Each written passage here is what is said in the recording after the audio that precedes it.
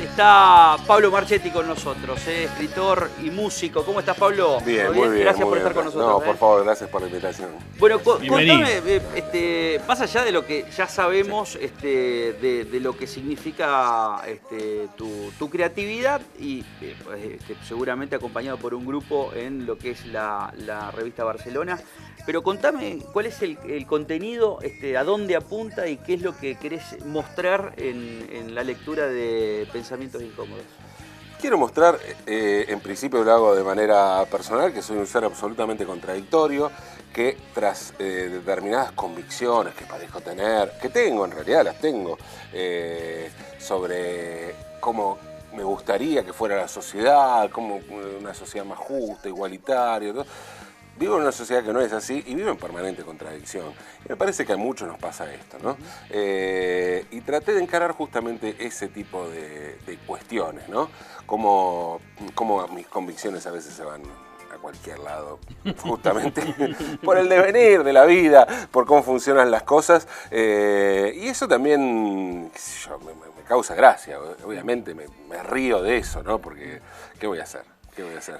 Cuando yo veía mucho debate, en algún momento, digamos, te han convocado para entrevistarte y ser parte justamente del debate de aquel programa que era 678. Sí. Me acuerdo muy bien que los hacía sentir incómodos hasta los panelistas.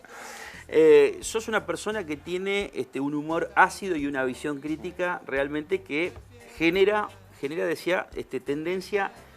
Yo creo que hay un lector sub 40 que hasta es fanático, digamos, de la revista Barcelona.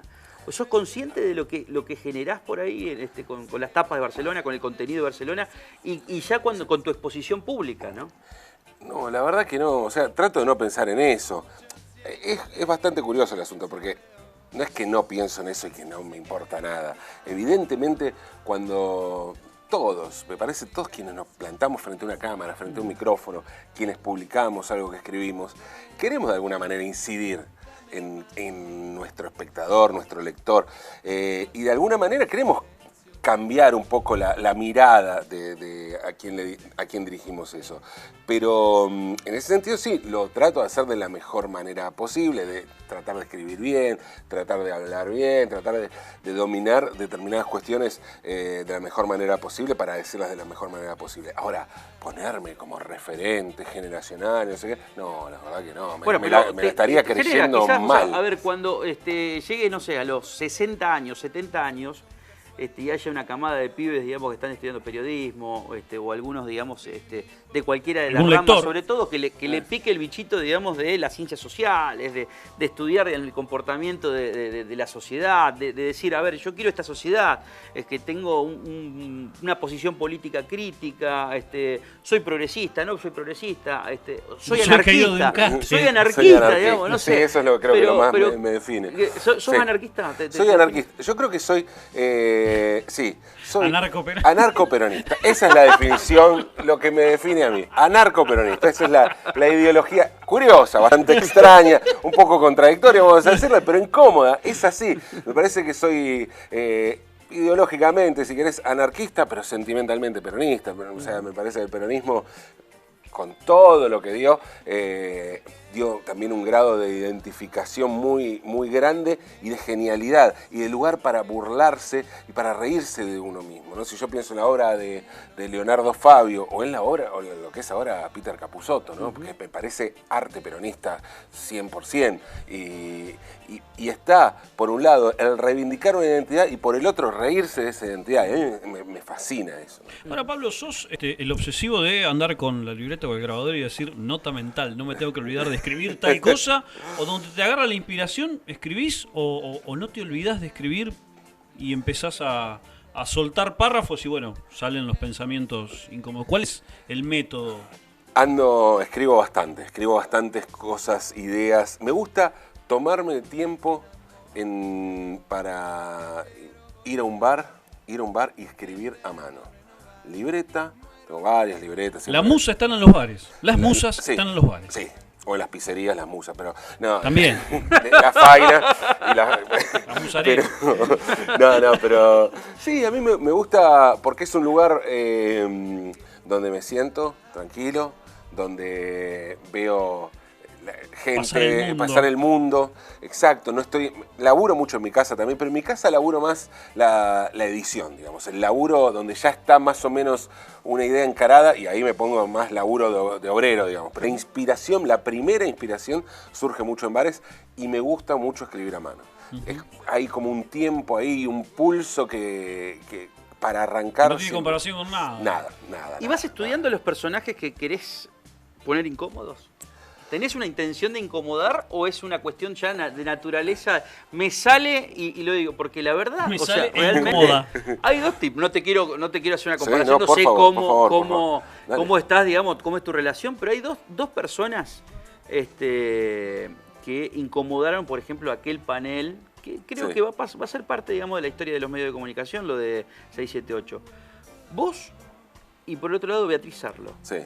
Digamos, que son dos características diferentes, bien pero distintas. Yo lo que puedo apreciar es que realmente era había una opinión en ese panel de 678 y vos opinabas y los hacías sentir incómodos. Digo, ¿esa incomodidad es intencional siempre o es una cuestión de rebatir todo lo que se está diciendo? Y hay un poco y un poco. Cuando voy a un lugar así que tiene una determinada puesta en escena, como puede ser 678, pero me pasó también en TN, claro, ir a bardear ahí, o sea, hice las dos cosas, porque no es porque quiera incomodar, sino porque no me siento identificado con esas categorías, ¿no? Que se armaron en los últimos años. Ahí lo pienso y voy con algo para decir, pero también me sale de manera innata, y no es que incomodar porque soy hincha pelota, sí, de alguna manera sí, soy hincha pelota, soy inconformista, pero también lo que veo es que hay determinados discursos que están como muy armados y muy metidos en el sentido común y nos parecen naturales y no son naturales, son construcciones de poder y de instalar los temas de determinada forma. Pienso, bueno, algo que es muy común en el tema de la inseguridad. ¿Por qué pensamos cuando decimos inseguridad en un robo a una persona clase media en una zona céntrica y no pensamos en un pibe pobre, morocho, en una villa al que la policía le pasa como Luciano Arrúa, que lo quería sacar para robar para ellos y lo mataron porque no quiso? Eso es gatillo fácil, pero es inseguridad también. Ese pibe también se siente inseguro. Entonces vemos que, y eso sin minimizar lo que le pasa a cualquiera, ¿no? Obvio. Cualquiera vive un episodio de estos. Pero también es inseguridad. Pero ¿por qué? Claro, porque una cosa es inseguridad y otra cosa no. Entonces, esas cosas son construcciones, y hablo desde los medios, ¿no? Pero podríamos hablar desde muchos otros lugares, construcciones que se nos vienen dadas de manera natural y no son naturales. Entonces, lo que me gusta es desarmar esa clase de discursos, y sí, para eso hay que ser un poco hincha pelota. Sacando la distancia literal y real, ¿qué tan lejos está el interior de la capital del país? En el sentido social, en el sentido cultural. Sí. A mí, debo decir, perdón por lo que decís, Sergio, pero no me gusta usar la palabra interior. Es algo que me gusta, que me parece como, viste, que despectivo. Somos... Es despectivo, claro. Nosotros somos el centro. Y el resto de la periferia, interior, el interior. Claro. El interior. No, a mí me parece que hay cosas maravillosas que pasan aquí. Tengo la suerte, no quiero ponerme demagógico, viste, como esos rockeros que vienen y se ponen la camiseta argentina y dicen, gracias Santa Fe, gracias Santa Fe. Lo digo con acento para que quede mejor incluso, ¿viste? Gracias. Muchas thank yous. Qué lindo. Pero hace años que vengo aquí a la ciudad, tengo amigos muy, muy queridos, como, bueno, el Pollo Sáez, el ministro de la felicidad. Ministro de la felicidad, el Pollo, que tiene siempre la gentileza de recibirnos. Conocés cómo funciona el ministerio y lo bien que se vive allí, lo bien que se la pasa allí, Sergio. Así que, no, yo veo que hay montones de escenas, de lugares donde pasan montones de cosas. Aquí es un lugar que me parece riquísimo y no veo por qué pensar que solo las cosas se pueden hacer en Buenos Aires. Me parece que ya desde la idea del interior me parece algo que de las cosas que me parece que hay ideas que hay que desterrar, ¿no es cierto? ¿Quién es el personaje más, así si te pregunto rápidamente, lo primero que te venga a la cabeza, el personaje más contradictorio de la política de hoy o de los últimos años? ¿Qué pensás? Claro. Y que se podría poner incómodo ante la mínima, ¿no? O sea, a ver, por ejemplo, me empiezo a plantearme lo que significa Macri hoy, por ejemplo. Bueno, vos decías o lo eso, que fue y en realidad... Néstor Kirchner, cómo arrancó y después terminó, Sí. cómo terminó peronizando justamente Sí. la transversalidad antes. O sea, el más contradictorio, el que se pondría incómodo ante un planteo justamente de debate. A mí, claro, me decís eso y a mí lo que más me parece es bastante más sencillo encontrar al menos contradictorio, porque hay una contradicción. Si yo pienso en este gobierno, a ver, este gobierno prometió cosas clave que después no cumplió. Y creo que nunca se había, bueno, sí, en realidad con Menem también se había hecho, pero creo que desde Menem no se había hecho tan evidente y en tan poco tiempo. Porque una cosa, los gobiernos después con el tiempo pueden ir defraudando. Me parece que el kirchnerismo del comienzo pasó lo contrario. Yo no esperaba nada y dio mucho más de lo que esperaba. Después sí, se pejotizó, así un montón de cosas, pero me parece que hubo una cosa inversa en el comienzo. Pero en este gobierno no pensé que iba a ser tan rápido. Está buenísima esa definición, que por ahí a muchos peronistas les molesta esta cuestión de decir, che, peronismo, no me pongas al peronismo como el pejotismo. El pejotismo ya son esas estructuras conservadoras clásicas. Exacto. Que lo único que quieren es empezar a codearse justamente para mantener su cuota de poder. ¿Lo conociste, digamos, a Néstor Kirchner así personalmente? ¿Nunca? No, nunca. No, nunca lo vi, ni a él ni a Cristina, no. Y una de las contradicciones más importantes, hoy se denuncia constantemente, es el tema de qué hacían estos muchachos si hacían guita o hacían política, o hacían guita para la política, que es el teorema que quiere presentar hoy el kirchnerismo. Sí, si hacían plata era para la política, digamos. ¿Qué pensás vos de qué es lo que más te dejó eso? Porque yo creo que fue el momento donde Barcelona tuvo fue una ebullición de los tipos que se veían un poco desilusionados de ese pejotismo kirchnerista. Sí, sobre todo después de haber arrancado con la idea de transversalidad y un poco panizquierdista, que es por ahí mi otro, además de lo anarcoperonista, tengo algo bastante panizquierdista, de la unión de la izquierda y todo eso. A mí, digamos, me parece que fue un momento muy, muy rico justamente para incomodar, porque vimos cómo desde el gobierno y desde un discurso que estaba instalado desde el Estado, levantaba muchos de los valores que históricamente yo tuve. Entonces, ¿cómo hacer para discutir con alguien que está levantando un discurso progresista? Que levanta las banderas. Exacto. Derechos humanos.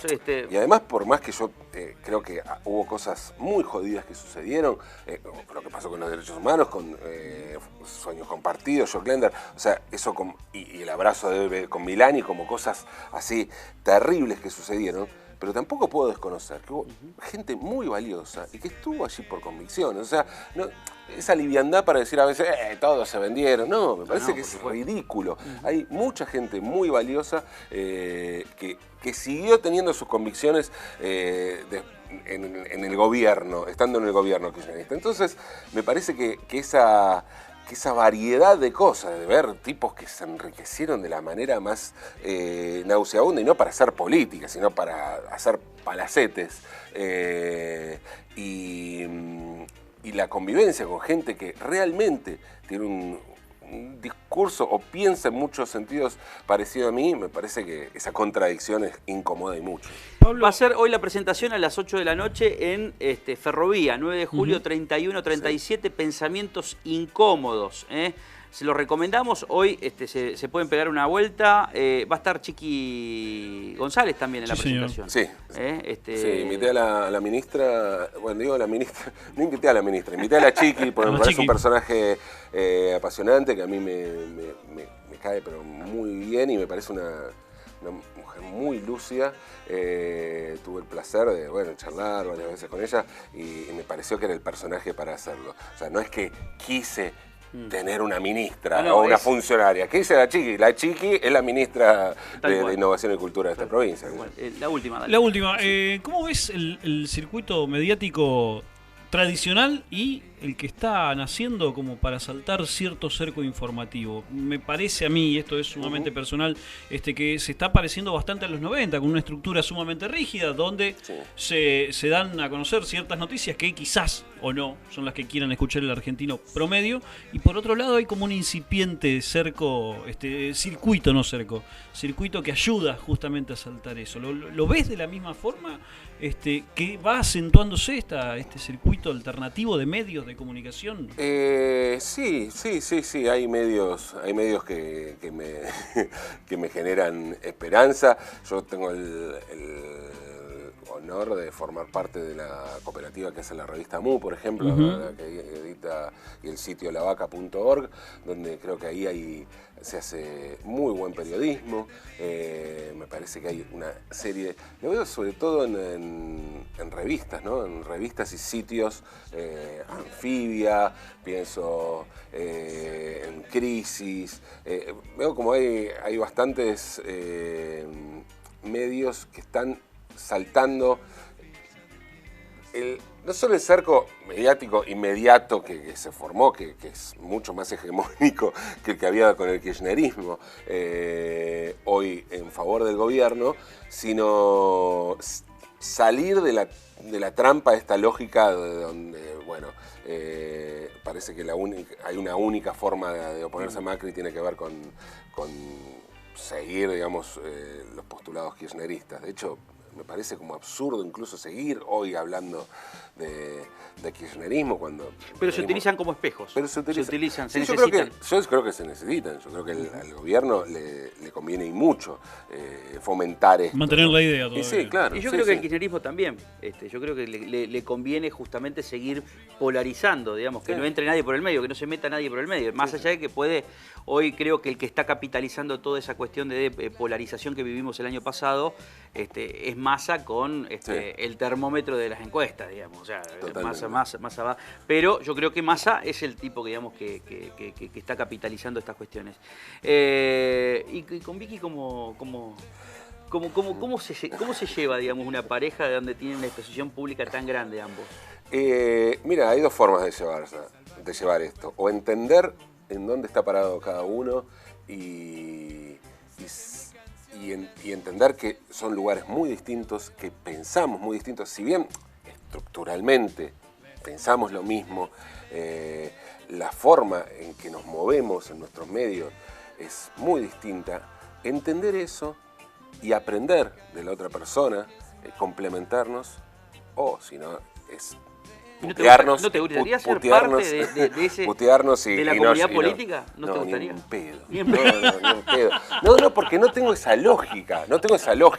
Yo creo que los cambios, o sea, está todo bien. Yo sé que no es lo mismo que gobierne uno u otro. Y tengo una absoluta confianza y esperanza en Vicky. Pero no creo en la lógica de las alianzas que son necesarias para llegar a eso. Me parece que si no hay un cambio estructural, de conciencia y cultural, de fondo, no de nada sirven las grandes estructuras. Y bueno, esas son las contradicciones que tenemos con Vicky. Ahora, la amo profundamente, por eso soy anarquista y no voto excepto a Vicky. Muy bueno. Ahí está. Muy bueno, muy bueno. Gracias, Pablo. Un placer enorme. Y estaremos esta tarde. Hoy a las 8 de la noche, 9 de julio, 31:37, librería Ferrovía. Pablo Marchetti presenta Pensamientos Incómodos.